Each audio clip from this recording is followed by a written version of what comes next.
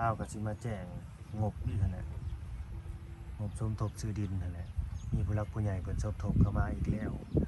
2ฐานคนละ500คนหนึ่งก็บ่ประสงค์ออกนามคนไทยมีแต่พี่น้องคนไทยเบิดคนหนึ่งก็ เดียวญี่ปุ่น ว่าคนหนึ่งก็อยู่ต่างประเทศคือกัน คนไทยแต่ว่าอยู่ คนไทยอยู่ต่างประเทศ ไทยแต่เพิ่นไปเฮ็ดเวียกเฮ็ดงานอยู่เนาะ แม่นชื่อคุณอรุณศรีลูซี่สบายดีสวัสดีพ่อแม่พี่น้อง FC ที่ฮักแพงเบิร์ดสุขุสู่คนเบิร์ดสมองสบอนเด้อพี่น้องเด้อพอๆกับช่อง YouTube บ่าวลาวว่าเพิ่นคือเก่าคือเดิมเพิ่มเติมกับมื้อนี้ก็เข้ามาหาทางครอบครัวนางแดงเพิ่นคือเก่าแหละพี่น้องเอ้ยเนาะหลังจากที่บ่าวลาวก็มานำเสนอเนาะชีวิตการเป็นอยู่ของนางแดงนี่ก็สีมาซื้อที่พี่น้องเอ้ยเนาะซื้อที่ให้นางเพิ่นก็มีแบบผู้หลักผู้ใหญ่เนาะใจดีใจบุญหลายคนพี่น้องเอ้ยว่าจะเป็นคนลาวคนไทยเฮาเนาะที่ว่าอยู่ต่างประเทศเนาะให้การสมทบเข้ามาพี่น้องเอ้ยเนาะบริจาคเงินสมทบเข้ามาแหละก็ใกล้สิพอแล้วตอนนี้ก็เด้ใกล้สิครบสิพอแล้วพอราคาดิน15,000 บาทพี่น้องเอ้ยบวกค่าพอบ้านเนาะบวกค่าเอกสารเขาแหละใบตาดอกตาดินนะเวลาเขาเจ้าสิมาเซ็นใบซื้อขายนะประมาณ1,000ก็สิเป็น 16,000 บาทเนาะแต่ว่าตอนนี้ก็ใกล้แล้วแหละพี่น้องเอ้ยเนาะใกล้สิครบแล้วเนาะยังเหลือบอกกี่พันพี่น้องเอ้ยเนาะตอนนี้ยังเหลืองบประมาณอยู่สิครบจำนวนนี่เหลืออยู่ 2,500 พี่น้องเนาะเหลือ 2,500 เพราะว่ามื้อนี้ก็มีผู้หลักผู้ใหญ่เพิ่นสมทบเข้ามาอีกแล้ว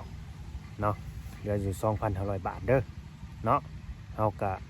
ขอบคุญขอบคุณเนาะขอบคุญขอบคุณผู้หลักผู้ใหญ่และก็ FC เบิร์ดสุขุสุคนที่ว่าไว้วางใจเนาะให้การช่วยเหลือโดยที่ให้บ่าวลาวพาเพิ่นนี่เป็นสะพานบุญให้พี่น้องเนาะทำภารกิจครั้งนี้เนาะใกล้สิสำเร็จแล้วพี่น้องขาดอยู่ 2,500 บาทก็สิครบจำนวน 16,000 บาทเนาะฝากเป็นกำลังใจหน่อยเด้อพี่น้องเอ้ยเป็นกำลังใจให้บ่าวลาวพาเพิ่นแล้วก็ครอบครัวนางแดงเพิ่นหน่อยเด้อเนาะปะบ่อะไรยังห่างพูดแหละเพิ่นกำลังโอ้ลมกันอยู่เนาะแม่น้องลูกแล้วก็บ่าวเวียงนี่ก็ดีเนาะปะคุณอรุณศรีลูซี่ผู้ใหญ่ใจดีสมทบเข้ามาละ2,500 บาท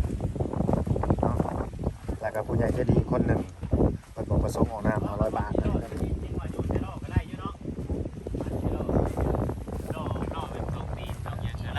บังเอิญมาเจอบ่าวยังอะไรมานี่สบายดีหน่อยโอ้ยสบายดีบ่าวยังมีข่าวดีบ่เนาะมานี่ บ่ได้มีแหล้ว บ่ได้มีเนาะ แม่น ก็ได้ว่ามี ใหญ่แบบ ดีใจแล้วเนาะขนาดมี ยันว่ามีผู้มาช่วยสมทบบ่ แม่น เออ มาลายมุมแถวบ้านนี่ ลายมุมลาย แล้วมันจังแตกต่างกันแน่เด้จังน้อยสิว่าเป็นจิตช้ำ ลายมุมเนาะจะเบิ่งให้เทิงเด้อเบิ่งให้บนตัวเทิงเด้อแงนกันเอานี่นะ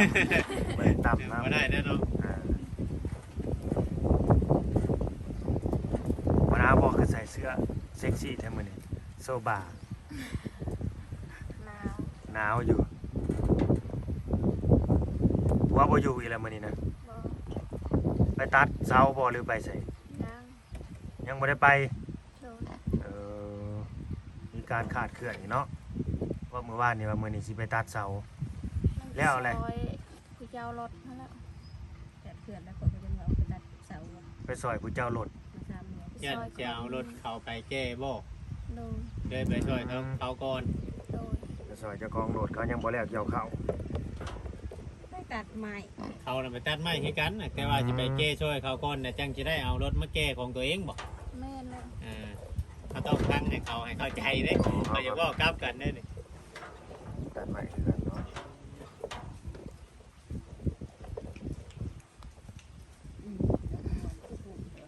เก็บเลยมันก็ไปเลย มันจะมากินเนี่ยอาหารแท้ดิ หญ้าดก งามจะม่วงจะแดงก่อนนี่จะ บ่ได้แซ่บเป็นอะไรจังนั้น เดี๋ยวนี้เขาเจ้ามาเลี้ยงมาเถิกเนาะบ้านปลากล้วยก็มีแต่โตพวกไง มึงพระเจ้าหนูงัวลายได้ตัวบ้านเฮา ก็กำหนึ่งมามันยังงมเป็นพื้นที่แบบปลูกหันปลูกนี่ แม่นมันบ่มีหัวมีสวนนะแบบมีแต่ป่าวิกมีสวนวิก งัวบ่ได้กินนี่ดิ อืมกระบือกระบืออะไรงูอะ แม่จะบอก แม่นบอกคือว่าจังว่าคือว่าตะแก๊งใช่เขาว่า เพราะว่าตอนแรงตะบื้อตอนค่ำตอนแรงตะบื้อตอนค่ำ เสียงแอะนอนอะ แรกเป็นยังได้ยินเสียงเขายามแต่มันตื่นออกมาใส่อุ้ยอย่าเด้อ มาจากใต้มาจากมาอีกแล้วพ่อมันน่ะเสียงป่าลุง คำพุ่นบ่เรามาผัวจ้ะ ค่ำแล้ว เออ วันมาจากมั้งวันมาจากมั้งวัน4 โมง5 โมงพอแล้ว5 โมง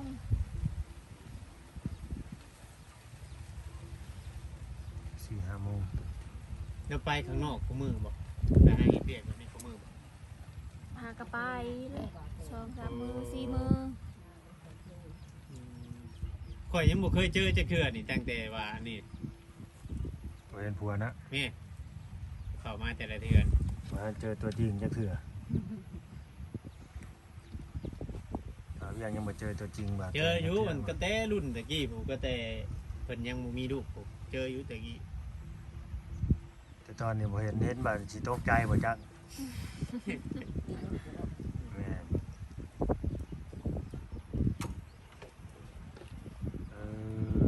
ก็บ่เว้าหลายเนาะมื้อนี้ก็บ่าวลาวก็สิมาแจ้งงบอีกนั่นแหละงบสมทบซื้อดินนั่นแหละมีผู้หลักผู้ใหญ่เพิ่นสมทบเข้ามาอีกแล้ว2ฐานคนละ500คนหนึ่งก็บ่ประสงค์ออกนามคนไทยมีแต่พี่น้องคนไทยเบิดคนหนึ่งก็ เดียวญี่ปุ่น บ่คนหนึ่งก็อยู่ต่างประเทศคือกัน คนไทยแต่ว่าอยู่ คนไทยอยู่ต่างประเทศ ไทยแต่เพิ่นไปเฮ็ดเวียกเฮ็ดงานอยู่เนาะ แม่นชื่อคุณอรุณศรีลูซี่จำไว้เด้อนางแดงแต่น่าสิขอบบุญขอบคุณเพิ่นบ่ฮู้ชื่อเพิ่นเด้อรุณศรีลูซี่คนไทยในต่างประเทศแล้วฝากถามมาอีกว่ามุ่งนะมีคนซื้อให้แล้วบ่ซั่นยังเด้อพี่น้องยังบ่ได้มุ่ง นี่ ยังบ่มี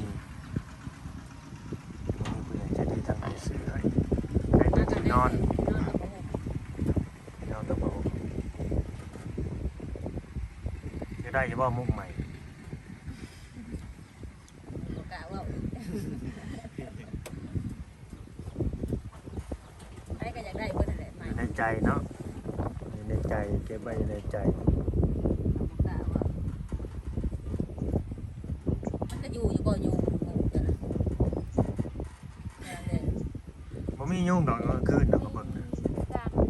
มีอยู่บ่มันห้องใส่หูอยู่บ่ย่องๆแง่งๆอยู่ นี่ บ่ เพิ่งตายหยามันจะขึ้นไปถึงยัง ที่สีอันนั่นแหละคือลำยุงมุกหญ้ายามนี่แห้งหลายเด้ เบิ่งคือเรือนโล่งๆนี่ขึ้นไป ก็คือเวลามันมืดดิมันงูมันก็ขึ้นเลย ใกล้สิครบแล้วพี่น้องเอ้ยตอนนี้ก็ได้ ยังก็ได้บัด เหลือ 2,500 บ่แม่นแล้วเรือตัดปลายโบ 2,500 แม่นจะบอก งบชื่อดินนั่นบ่ แม่นผมเสดินยังขาดอยู่ 2,500 บาท ก็เราว่าว่าจะ ใกล้เข้ามาทุกที่แล้ว เงิน2,500 บาท มันงบเฮ็ดเทือนเฮ็ดหยังอีเด้ ผมไปเดือนนะก็ได้7 ล้าน เออ ผมไปเดือนนี่สิมาน้ำหลัง ผ ว่าเฮาซื้อดินก่อน ไปซื้อดินแล้วเรียบร้อยก่อนเนาะ แม่น แต่ว่ามีอยู่7 ล้านเนาะเงิน 7 ล้าน3แสนจังว่ากันบาท ให้ นี้ มันแล้วเฮือนก่อนให้มันแล้วดินก่อน เอาดินก่อน ไปทีละอย่างจะน้อยผู้ใหญ่เพิ่นสิซับซ้อนนำ ค่าสองค่าสร้างอีกบาทนี่เนาะยังหลายอย่าง ค่าสร้างก็สิบ่แพงเท่าใดติเฮ้ยเรือนบ่ได้ใหญ่เท่าใดเฮ็ดซับเก่าเรือนก็ดีเสาเก่าต้น เฮือน 5x6 ขนาด5x6 ซีๆเรือนก็บ่ได้เอาใหญ่เอากว้าง อันนี้บ่จุดอันนี้บ่กลัวจะบอกบ่แม่นบ่ คอมเมนต์ เดี๋ยวคือข่อยเห็นเดี่ยวเข้ามานี่เนาะ แล้วเจ้าแก่เพื่องบ่นี่ พัดเข้า บ่แม่นเจ้าของนี่บ่ คนเข้า เขาพัดเข้า คนปั่น เฮือนดัน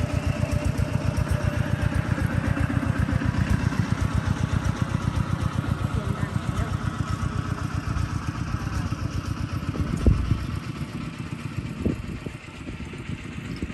ปั่นเขารถเจ้าของรถปั่นใช่บ่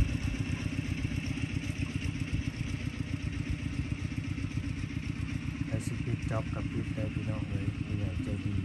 มีเรือบ่หลายเพราะ ได้สิสวยปิดจ็อบก็สวยได้มันสิได้เหตุการณ์เปลี่ยนแปลงได้บ้าง นี่ได้เริ่มสร้างเนาะ แม่นจะ เกี น้อย ยดินเกียหยังแล้วเพิ่นก็สิเริ่มสร้าง จะน้อยบัดผู้เปิดซอยสมทบกาเฮือนเข้ามาบัดเอาคือบ่ไปบ่มาอยู่เงินไปทางใดเบิดอีกก็สิมีไว้ได้ได้บาทอันนี้เฮาก็แจ้ง FC ไว้ตลอดนั่นแหละพี่น้องเอ้ยที่ว่าเข้ามาถ้าผู้ที่ติดตามตลอดก็สิฮู้ ตาเบิ่งเนาะสิตามเบิ่งให้จบคลิปอาทิตย์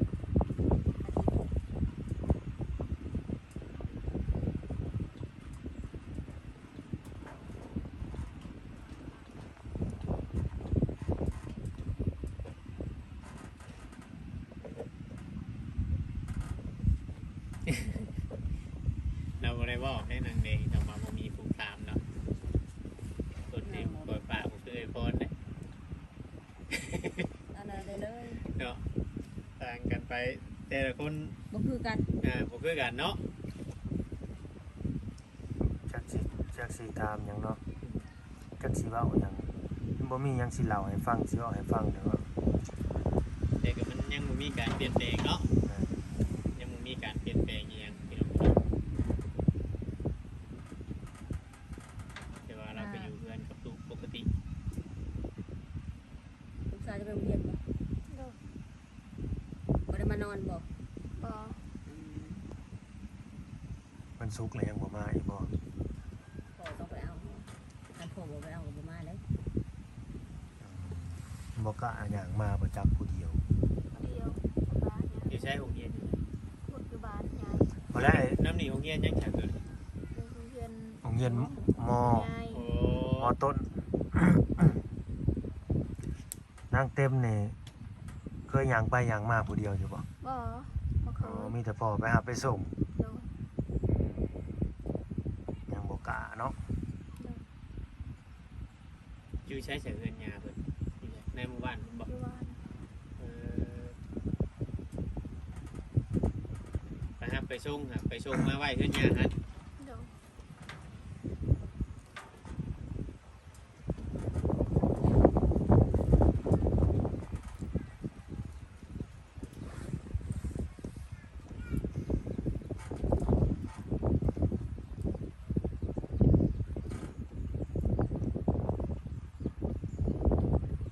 ย่างบ่ได้ออกมาบ่ บอ บ่ได้ออกมาเลยบ่จะเกี่ยวเขาเลย โดด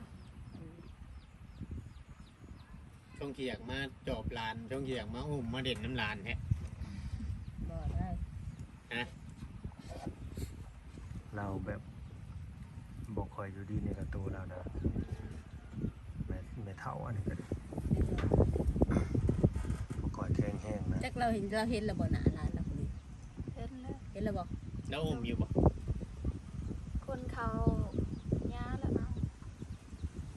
แล้วหยาเอาบอก อ๋อ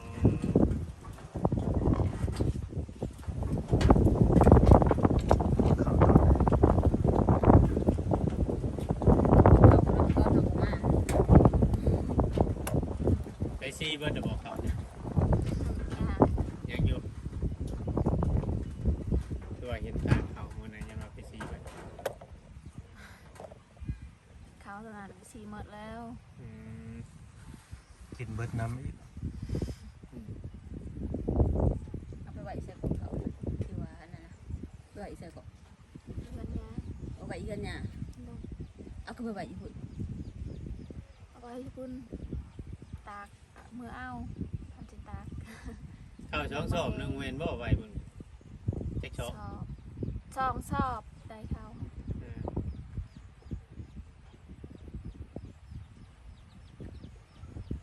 เราก็สิแบ่งให้ลูกสะใภ้ลูกชายเราอยู่แล้วอะบัดเขาเบิดกินแล้วอะ ได้ยักชอบงาน ปันทางกระปันวันนี้ได้คิดชอบ เก็ตสอบ เดี๋ยว งานก็บ่ได้ลายบันไดนะจ้ะนี่เนาะ รวมเบิด ฮอดบ่หาชีพคลิปนายเนี่ย หมอด บ่ฮอดบ่ อืม เออได้ยักชอบเราแต่ละปีเราอะไร แบบนี้แล้วได้ เออ เจ็ดสอบเถื่อ10 สอบ อืม จะไปสิแบ่งไทยแล้วนะ เนาะก็กุ้มแน่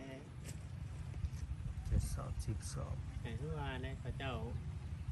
มันบ่ได้คอยใช้ปุ๋ยใช้หยังเดือนหน้าหาพวกให้ก็ได้ร่ำโฉบร่ำใดเด้ ดำปะไว้ซื่อๆแล้วก็ ร่ำให้มันใหญ่ธรรมชาติมันเนาะ ยากเลยธรรม เสีย ชา บ ติ หน้าช่างกันเนาะหน้าได้คอยพิเศษหูเสียงตา เอา จะ ไปบ้านเฮาเลยร้อยป้ายโลดกันจำน่ะ จะเป๊ะโชงพุ่นนะ อันนี้ได้ยังสอบฮอดอยู่บ่40 จะถามอยู่บ่ 30 30บาทปั่นยังบ่เปิด จำทางเดือนน่ะก็คือน้อยเดียวหนึงเนาะ เรือได้ตั้งเฮือนกันในตลาดคือว่ามันปั่นเนี่ยแต่ว่าเราปั่นไม่ได้ได้32บาทบ่เกิน40แต่ว่า กินเบิดเลยบ่บ่ค่อยใหญ่ มันบ่ตายเลย บอ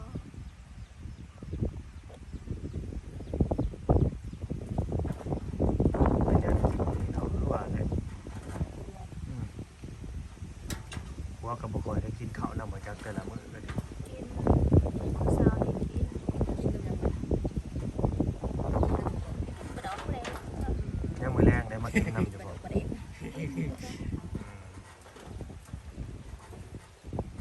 เราก็กินข้าวกินน้ำได้วจังไปเอาไปทางอื่นกันเนาะ กินข้าวก่อน ของเจ้าที่ยังมีใหม่เนาะ ปลานี่คือสิบ่กล้าให้กินว่าไว้ให้เมียบ่หรือว่าแนวใดแพงไว้ให้ลูกให้เมียบ่ปลาขอเด้อ เรากินน้ำอยู่บ่ กินคือกัน เออกินทางยันแบบว่าบ่กินบ่หลายนะบ่เราเจ็บไปเล็กหน่อยนะก็คือเอาเจ้าคอย เอาจนเบิดนำกันหมดนะ มันเนี่ย คือว่าแล้วทางบ้านเขาว่าบ่ได้คอยทะลำลายคือเบิ้นเนาะพระเจ้าพระเจ้าเขาทะลำลายพูดทะลำลายอย่าง อยากจะสิบแล้วมันเบิดยามมันแหละ บ้านเขาว่าคือ อั ว่าน นี้ได้นางแดง มันใกล้ไผ่ใกล้หมอก็ว่าแม่นเนาะอยู่บ้านเขาเนาะเห็นอย่างมากก็เข้าไปหาแพทย์หาหมอมันสะดวกเลยทางเขาเจ้าว่าเพื่อสิได้งูใส่คนอื่นโดนล่างอีกว่า ล่างแล้วก็ แม่ง่ายอีก แถมเงินคำกันหาเนี่ยในจังหน่อย เสียงแล้วนะกันได้เป็นน่ะ แต่เป็นมาแล้วเขายันเอาอย่างเดียวก็ต้องคารัม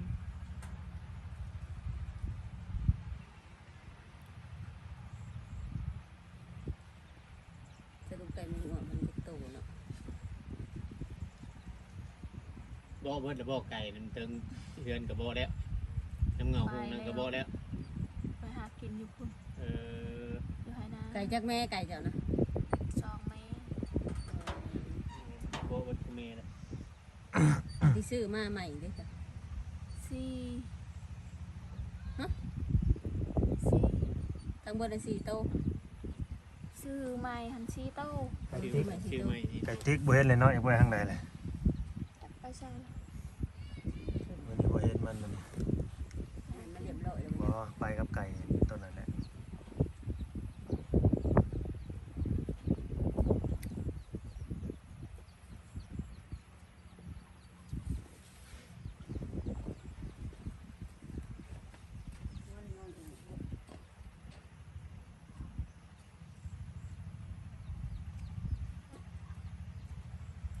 ใครอยู่แล้วนะเล็กน้อยคือว่าอากาศมันก็นั่นน่ะเย็นนะ ไอ้งูขอบด้วย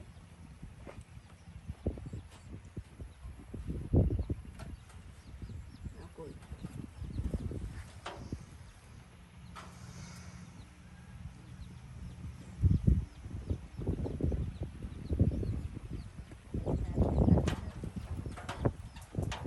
ยำหมอโจจันเข้ามาได้ที่จอกจีนก็ใกล้สิโพแล้วบ่ได้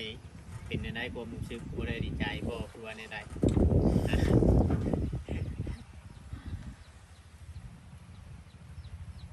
เซยๆอยู่บ่ได้ว่าดีใจติ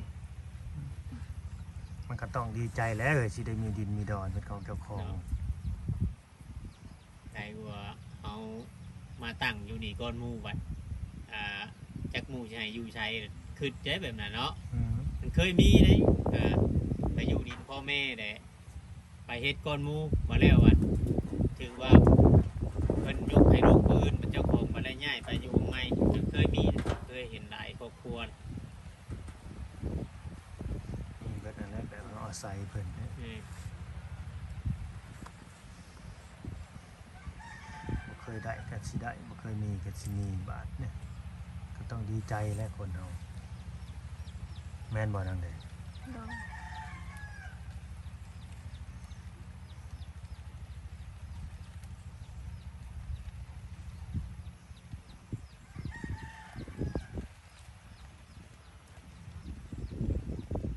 เฮ็ดทานนี่เฮ็ดได้ไปขายอยู่ใช้แต่เก่า เฮ็ดด้วยนี่เขาคือเอา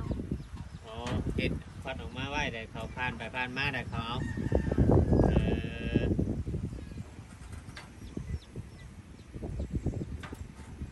กับไปหาโลกของเราขายกับมันบ่มีดนล่างเกเนาะ ก็มีรถมีอย่างเกนะฮะเราขายแถวเก่งโกะมีอย่างนี้ก็ได้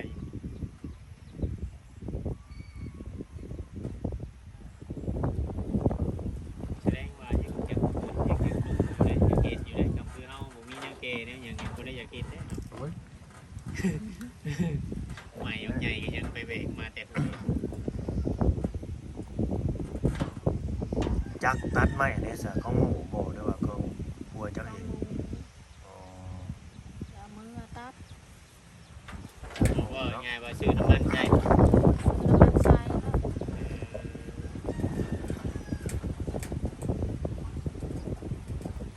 ซื้อน้ำมันใช้น้ำข้าวเจ้าเลย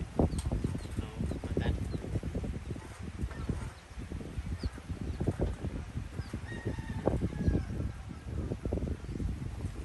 เดี๋ยวไม่เช่นไม่ยังเราผ่าเป็นอยู่บ่เคยอยู่บ่ พาบ่เป็นตัดเป็น ตัดเป็นอยู่เนาะ โดน ตัดลงเตานี่ได้นะเบิ่งนี่ถ้าไม่เสร็จไม่ยังนี่บ่ได้ เดี๋ยวเคยเห็นทานใหม่ต้นนี้สิเห็นแบบสิพาเห็นเลยสิ สิลงเตาเสร็จ จะเอาลงเตาเบิดนี้โอ้คือว่างามอยู่ใหม่ต้นชื่อนุอยู่ มันหักมันเฮ็ดอย่างอื่นบ่ได้มันบ่แข็งสิเฮ็ดเสาก็บ่ได้มันบ่แข็งบ่ทน ไม่เส้นนะไม่ชาดไม่เส้นทักอยู่ไรอันนี้ผม แม่นดูไม่เสร็จวัดซอยบ่เป็นบาทนี่ ว่าพื้นบ้านสิจ้างเขาเจ้าก็ผมมีเงินคือว่าเลยเนาะ อืม บ้านเราจ้างเขาพาให้เม็ด8,000เห็นหนึ่ง ก็ไม่แปลทันบ่ เม็ด แพงได้แม่แพงพัน ฮะ แพงได้แพงกว่า งูเหลือม กระบอกแพงไปไหนได้เม็ด ลงเรื่อย ไม่จากเม็ดเอา งูเหลือมไม่ขนาดในบ้าน บ่ฮู้แล้วมันขึ้นราคาแล้วมันเดี๋ยวนี้ เขา เขาตามหน้าแล้วว่าใหม่ของเดือย ตามอันนั้นคือกันแล้วแต่ไม่เซ็นไม่แปะแล้วแต่คิดคนละราคา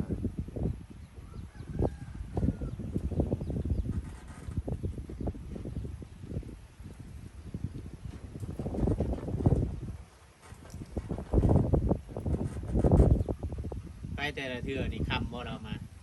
มันเถื่อข้ามเถื่อไม่ได้ข้าม เอาบัดลูกเลยใช่บัดลูกว่าจะไปหามลูกคือแบบลูกเขาเฮียนแบบนี้เด้ พายยาไปห้ามไปเวียนไปนี่ อ๋อคำไปเวียกแบบนี้ได้บอกยาไว้ก่อน โดย สำหรับลูกสาวหลานอย่างนี้เลยนักเต็มเลยนักติดหญ้าได้อยู่กับหญ้าตลอด เปิดต้องติดอยู่แล้วเล็กน้อยอยู่ลำไผ่คือลูกข่อยผู้ใหญ่น่ะผู้เอื้อยนอนเพื่อนน้ำพ่อแม่นี่ได้แต่คืนหนึ่งสองคืนเท่านั้น อืม คืนต่อไปนี่นอนหมดรับต้องเมื่ออยู่น้ำปูน้ำยาพุ่นมันบ่อยู่เลย ไอ้เลี้ยงมันอยู่คนนั้นมันติดคนนั้น แม่นมาตอนเย็นนี่มาเด่นมายังมา เนาะลูกก่อนเล่นมันดูไม่ถูก เมื่อเก่า เมื่อมาได้ได้ไหนมันอยู่ไกลดึงมาว่ามันอยู่มอนเด้แล้วก็แล้วไปแต่เดี๋ยวนี้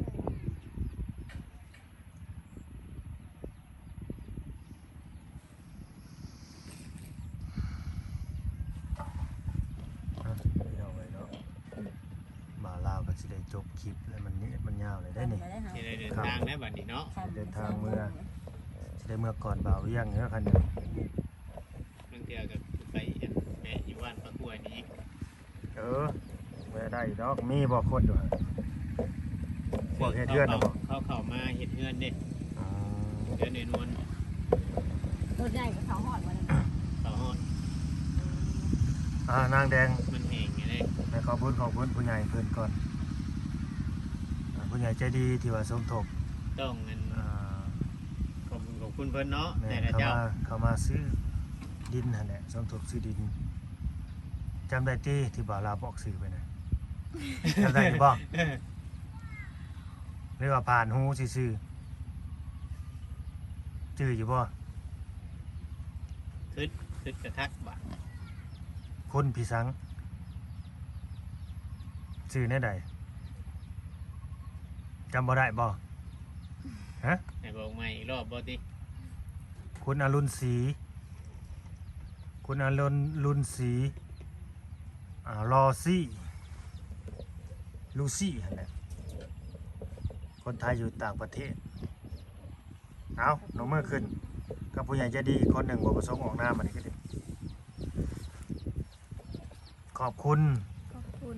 คุณอรุณศรี คุณอรุณศรี ลูซี่ ลูซี่ แล้วก็ผู้ใหญ่ใจดี และผู้ใหญ่ใจดี อีกคนหนึ่ง อีกคนหนึ่ง บ่ประสงค์ออกนาม เอาประสงค์ออก เว้าไปบาทเนี่ย อายุดีไม่แห้งให้สุขภาพแข็งให้ยกมันควรยืน ขอให้ร่ำให้รวยสาธุ เลย บาลาวบาเพิ่นด้วยไล่ให้ดีไม่แห้ง โด สุ ย ขภาพแข็งให้ยกมันควรยืน ขอให้ร่ำให้รวย อายุมันคนเดินเป็นหมื่นๆปีเนาะ โอ้ยอยู่แล้วจัง อ่า หมื่นปีก็ว่าคำแข็งแห้งกับใครอยู่ได้ให้เนาะ ตามนั้นน่ะ เอาหมื่นปีเลยกังโก้นี่ ร้อย บ่อยากปานใดได้บ่ ร้อยปีนี่ก็ยังนักเลยนะ เป็นหมื่นๆปีก็เป็นอมตะเท่านั้นนะ เนาะ ว่ามียาวิเศษกินเป็นอมตะโอเคไปเราไอ้สิได้ขอตัวลาเมืองก็บัดนี้สบายดี ส สบาย บาย ดี สบาย ไปดี ต่ออีกบ่ มีแต่ว่าอันสีหน้าอาบน้ำให้ลูกบ่ ต้มน้ำบ่อืม แล้ว ตามนั่นแหละพี่น้องเอ้ยเนาะครับสิได้ตัวคิวไปสั่นเด้อพี่น้องเอ้ยฝากกดไลค์กดแชร์กดติดตามเนาะขอบคุณFC เอาเบิ่งมาส้มเนาะอยู่ดีมีแรงแรงปันกันเด้อพี่น้องเด้อเนาะสบายดี